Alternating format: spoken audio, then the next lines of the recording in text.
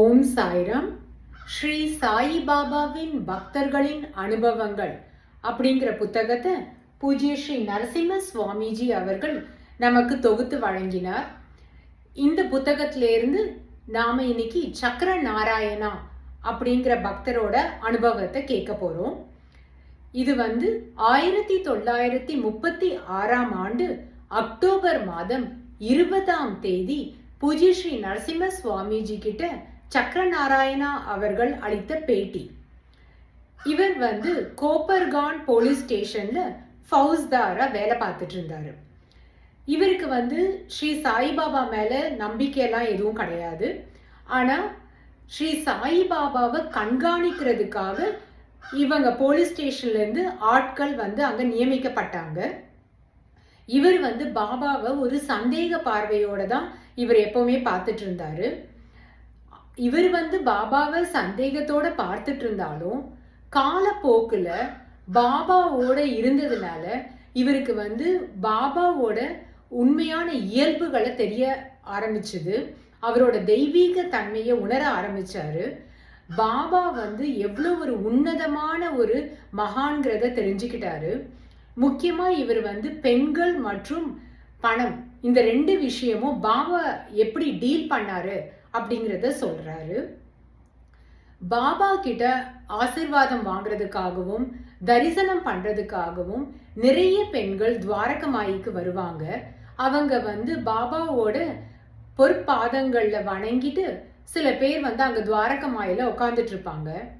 ஆனா அந்த ஒருத்தரை கூட பாபா ஒரு தடவை கூட எந்த ஒரு காம உணர்ச்சியோடையோ இல்ல ஒரு ஈர்ப்பு தன்மையால அவங்க மேல ஒரு பார்வையை செலுத்தினதா இவர் பார்த்ததே இல்லை அப்படிங்கிறாரு. அப்படியே அவரோட ஸ்திதியில அவ்வளவு கம்பீரமா அவர் எப்பவுமே அங்க இருப்பாரு அப்படிங்கிறாரு. எதையுமே பாபா கேர் பண்ணதே இல்லை அப்படிங்கிறாரு. அதே மாதிரி தட்சணையை பத்தி சொல்லணும்னாலும் வரவங்க அவங்களுக்கு பிடிச்ச தொகையை தாராளமா தட்சணையா பாபாக்கு கொடுத்துருக்காங்க. தட்சணை ஒருத்தர் கொடுக்கல அப்படிங்கிறதுக்காக பாபா அவரை வெறுத்ததோ இல்ல அவரை சபிச்சதோ அந்த மாதிரி எதுவுமே பார்க்க முடியாது. எல்லார்கிட்டையும் ஒரே மாதிரி தான் பாபா பழகிட்டு இருந்தாரு. இதே மாதிரி பாபா பிக்ஷைக்கு போகும்போது அவர் யார் வீட்டுல பிக்ஷை எடுத்தாலும் அவங்க பிக்ஷையா என்ன கொடுக்குறாங்களோ அதை அப்படியே ஏத்துட்டு வருவாரு. அப்படி எடுத்துட்டு வந்த அந்த பிக்ஷை பொருளை சாப்பாடை ரொம்ப தாராளமா எல்லாருக்குமே விநியோகம் பண்ணிட்டு அவருக்காக ஒரு சிறிய அளவையே அவர் வச்சுப்பாரு அப்படிங்கிறாரு. அதே மாதிரி தட்சணையை பொறுத்த வரைக்கும் அவர் எல்லாருக்குமே நூற்றுக்கணக்கான ரூபாய்களை தினசரி விநியோகம் பண்ணிட்டு இருந்தாரு அப்படிங்கிறாரு. பாபா மகா சமாதி அடைந்த போது அவர்கிட்ட எவ்வளவுதான் பைசா இருக்கு அப்படின்னு பார்க்கலான்னு இவங்கெல்லாம் பார்த்த போது 16 ரூபாய் மட்டுமே பாபாவோட பாக்கெட்ல இருந்துதான்.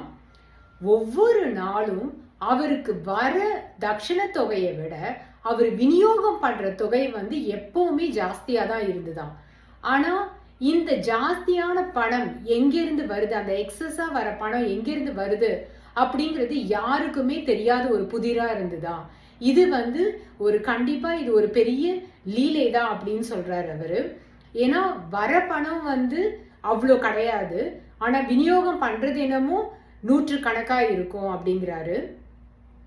இவர் பாபா கிட்ட இந்த பணத்தை பத்தியும் பாபா பெண்கள் கிட்ட எப்படி பழகிறாருங்கிறது பத்தி மட்டும் சொல்லாம பாபா மற்ற மதத்தினரை எப்படி ட்ரீட் பண்ணாரு அப்படிங்கிறத பத்தியும் சொல்றாரு.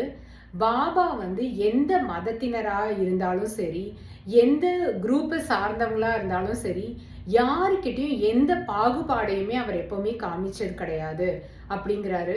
அவங்க பணக்காரர்களா இருக்கலாம், நடுத்தர வர்க்கத்தை சார்ந்தவங்களா இருக்கலாம், இல்ல ஏழை மக்களா இருக்கலாம், இல்ல அவங்க எந்த ஜாதியினரை சேர்ந்தவங்களா இருந்தாலும் யாருக்கிட்டையும் எந்த கண்டிப்பையோ எந்த பாகுபாடையும் பாபா காமிக்காம எல்லாரையும் சமமா தான் நடத்தினார் அப்படிங்கிறாரு. இவரு ஒரு கிறிஸ்தவர். சோ இவரை பாபா கிட்ட முதல் தடவையா அறிமுகம் படுத்தினவர் சொன்னாராம், பாபா இவர் ஒரு கிறிஸ்தவர் அப்படின்னு சொல்லிட்டு. அப்போ பாபா கேட்டாராம், அதனால என்ன, அவரும் என்னுடைய சகோதரர் தான் அப்படின்னு சொல்லிட்டு பாபா சொன்னாராம். ஒரு போலீஸ் ஆபீசர் வந்து பாபாவோட தரிசனத்துக்கு வந்திருக்காரு. அவர்கிட்ட பாபா தட்சணை கேட்டிருக்காரு. அவர் வந்து என்கிட்ட காசு இல்லை தட்சணை கொடுக்கறதுக்கு அப்படின்னு சொல்லியிருக்காரு. பாபா சொன்னாரா, உன்னுடைய பாக்கெட்ல 50 ரூபாய் இருக்கு, அதை தட்சணையா கொடு அப்படின்னு சொல்லிட்டு, சரின்னு அவர் பாக்கெட்ல இருந்து 50 ரூபாய் எடுத்து தட்சணை கொடுத்திருக்காரு. ஆனா பாபாக்கு வந்து அந்த 50 ரூபாயான பெரிய தொகை தட்சணை தேவைப்படல அவர்கிட்ட இருந்து. அதனால அந்த 50 ரூபாயில இருந்து கொஞ்சம் பணத்தை மட்டும் தட்சணையா எடுத்துக்கிட்டு மீதி பணத்தை அவர்கிட்ட திருப்பி கொடுத்துட்டு சொன்னாராம், இந்த பணம் உனக்கு வந்து ஒரு ஆபத்துல இருந்து உன்னை காப்பாத்துறதுக்கு உதவும் அப்படின்னு சொல்லிட்டு கொடுத்திருக்காரு. பாபா சொன்ன மாதிரியே அவர் ஷிரடியை விட்டு கிளம்பி போனதுக்கு அப்புறம் அவர் வந்து ஒரு சிக்கல்ல மாட்டிக்கிட்டாரு. அந்த சிக்கல்ல இருந்து அவர் தன்னை கொள்றதுக்காக அவருக்கு இந்த பணம் தேவையா இருந்தது. இந்த பணத்தை உபயோகிச்சுதான் அவர் அந்த பிரச்சனையில இருந்து வெளியில வந்தாரு. அந்த பிரச்சனையில இருந்து தன்னை மீட்டதுக்கு அப்புறமா மீதம் இருந்த அந்த 50 ரூபாயில இருந்து இன்னும் மீதம் இருந்த பணத்தை வந்து அவர் வந்து ரொம்ப நன்றி உணர்வோடு பாபாவுக்கே ஷிரடிக்கு தட்சணையா அனுப்பி வச்சாரு அப்படின்னு சொல்றாரு. பாபா மகா சமாதி அடைஞ்ச போது பாபா சம்பந்தமான சொத்துக்கள், அதாவது சம்ஸ்தான் சம்பந்தமான சொத்துக்கள், பாபா பேர்ல எந்த சொத்தும் கிடையாது, சம்ஸ்தான் சம்பந்தமான சொத்துக்கள்லாம் என்ன பண்ணணும் அப்படிங்கிற மாதிரி ஒரு கேள்வி வந்துதான்.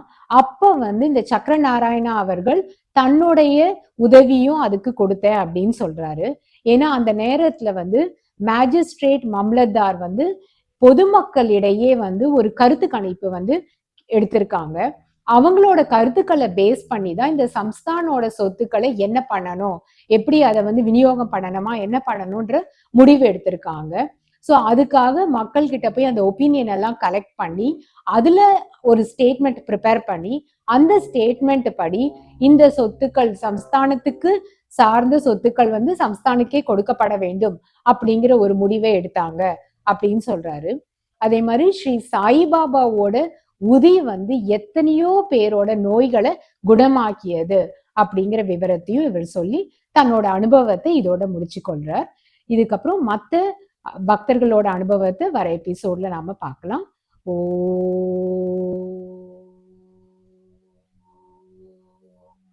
சாய்ராம்.